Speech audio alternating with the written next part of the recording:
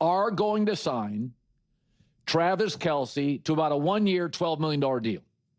And it feels a little bit Mahomes and Travis Kelce, like when Gronk went to Tampa, he was retired, and then Brady called him and said, get down here. I need my security blanket. So number one, Travis Kelce had over 800 yards. He's still really valuable. No other Chiefs target had over 600. So secondly, he's durable. He's going to give you 15-plus games a year. He doesn't run like he used to. He's had 8 or 9 or 10 surgeries. But here's the thing. What signing, and I think it's a smart move. I would have understood it if they moved off him. But for $12 million, I totally get it because he's productive and he's durable. And he's a team leader. He's kind of the soul of this organization. But the other thing it illustrates is the Chiefs have a very good GM. Brett Veach, very good. But it just shows you the number one position in the NFL, the number one most difficult position to draft in the first round is wide receiver. And so, I mean, it's just hard. Xavier Worthy. The Chiefs go out and get Xavier Worthy. He's a gadget player. They probably should have taken Ladd McConkey. He was available. Chargers got him. And then there's Rashee Rice, who just you can't depend on maturity-wise. There's Hollywood Brown, who's smallish and had injuries. And you'd ideally, you're probably saying, yeah, I'd rather not have to re-sign a 37, 38-year-old tight end. But he's your cornerstone, and you've missed on other. I mean, Sky Moore was a miss. Xavier Worthy's not a miss, but he feels like a gadget guy for a first-round guy. And it feels a little bit like the Lakers pre-Luka. That's what the Chiefs feel like now. The Lakers pre-Luka, you're like, yeah, LeBron's great, but the West is young, and a 39-year-old probably shouldn't be my star. And I kind of feel like you'd hope you could eventually move off Travis Kelce, but and people are kind of banging on the move. My take is, well, he's still productive. He's durable. He's a team leader. He's not going to get in trouble off the field. He may get engaged and married off the field to his pop superstar, but I get it. I'd bring him back too. I genuinely don't perceive any legitimate issue with bringing Travis Kelce back for another season. It's not comparable to retaining an aging wide receiver with a massive cap hit, where you're committing $45 million for one additional year. The financial aspect doesn't appear problematic whatsoever. If your concern revolves around continuing to feature an older tight end as an offensive centerpiece, consider this. The Kansas City Chiefs weren't fundamentally a prime Travis Kelce away from genuine Super Bowl contention last season. Certainly, when Kelce operated in his dominant beast mode capacity, the offense benefited. Would they have been improved? Absolutely. But was that the determining factor between championship glory and postseason exit? Not remotely. The organization's approach involves comprehensive roster construction. They're addressing business priorities, building out complementary pieces, and executing necessary strategic moves. Within that framework, having Travis Kelce functions as an absolutely crucial complementary component. His role resembles what Washington cultivated with Zach Ertz during Jaden Daniels' inaugural campaign, a veteran presence augmenting rather than defining. I'm mixing positional analogies here, but think of Philadelphia adding Darius Slay to a defense brimming with young talent like Quinyon Mitchell and Cooper DeJean. That addition wasn't the defining characteristic, yet significantly elevated the unit's overall capability.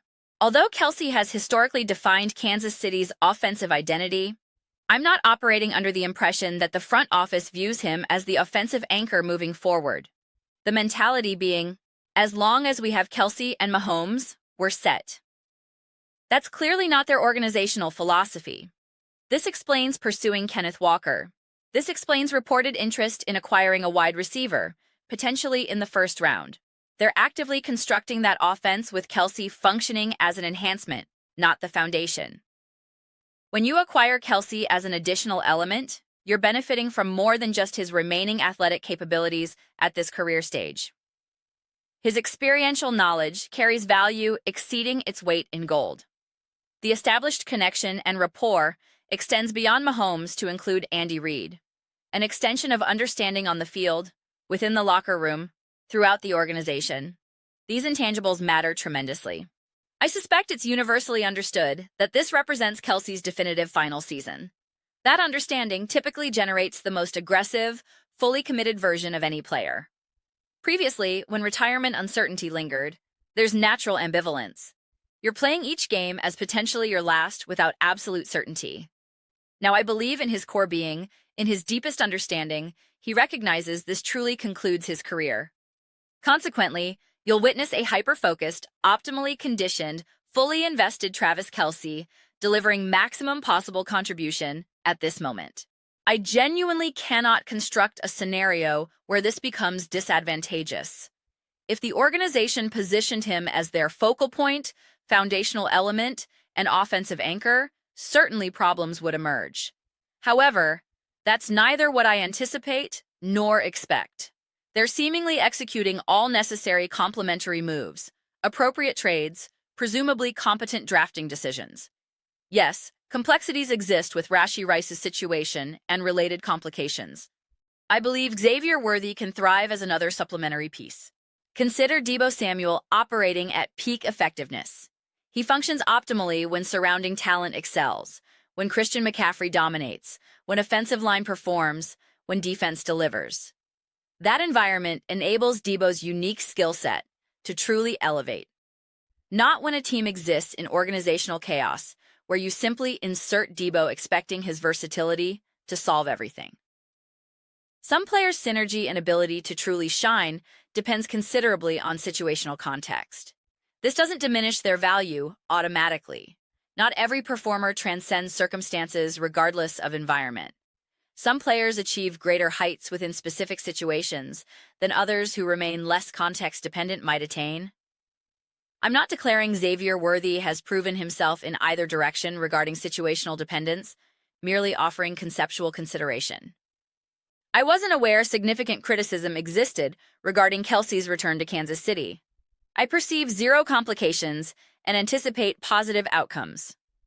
Regarding his leadership influence, older players sometimes experience diminished connection with younger teammates. There will undoubtedly be 22-year-olds on that roster who genuinely don't care about Travis Kelce's perspective, regardless of his Taylor Swift adjacency or legendary status. That dynamic simply exists. Congratulations on your personal life. I'm 22 living my own existence. You're 14, 15 years older than me. That generational gap can diminish leadership capacity.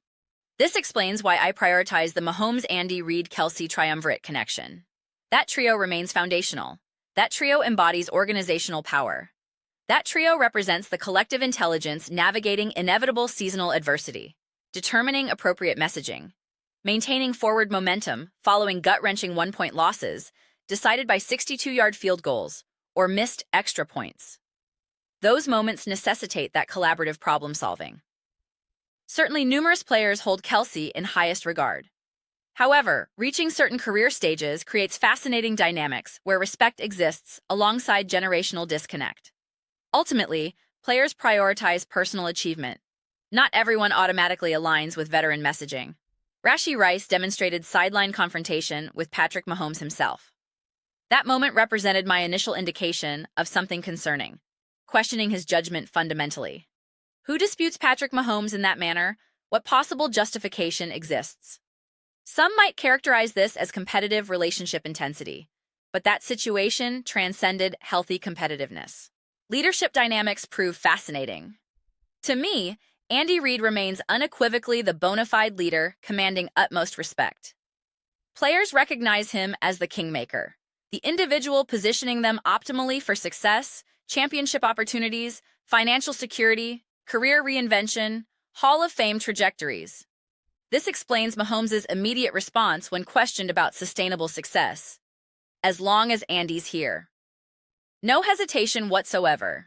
That instantaneous acknowledgement carries profound significance. Kelce functions as an extension of that leadership foundation. He and Reid share the longest continuous tenure within that organization, the longest-standing duo currently.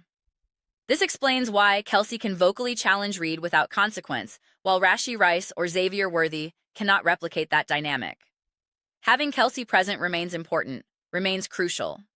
Provided he functions as supplementary piece rather than foundational anchor, he can still deploy skillfully in red zone situations and critical moments.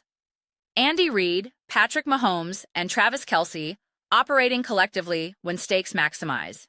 That combination remains among the most intimidating prospects opponents face when confronting Kansas City. 2 minutes 20 seconds remaining, 3rd and 12, Chiefs requiring conversion. You have Reed, Mahomes, Kelce. That scenario perpetually generates anxiety. If you're home viewing your team defend that situation, you're thinking, oh no, here we go. Because they consistently discover pathways. They persistently find resolutions. One additional year of that capability, one final season of that dynamic. Makes perfect sense to me. Complete sense. Those represent my personal reflections. I genuinely appreciate hearing your perspectives. What are your thoughts regarding Kansas City's decision? Have you encountered significant criticism regarding this move? Personally, I haven't. Share your opinions. I review every comment personally. Whether alignment or disagreement with my assessment, let's generate substantive discussion. Let's engage in spirited exchange, but ultimately prioritize enjoyment throughout the process. Please consider subscribing to the channel. We're cultivating an exceptional community here and would genuinely value your participation. My objective involves constructing something we all authentically feel connected to. Something generating genuine excitement about membership. I believe we're progressing substantially toward that goal. Please remember to provide this video with positive rating as it significantly enhances visibility and algorithmic reach. Thank you sincerely. Until next time.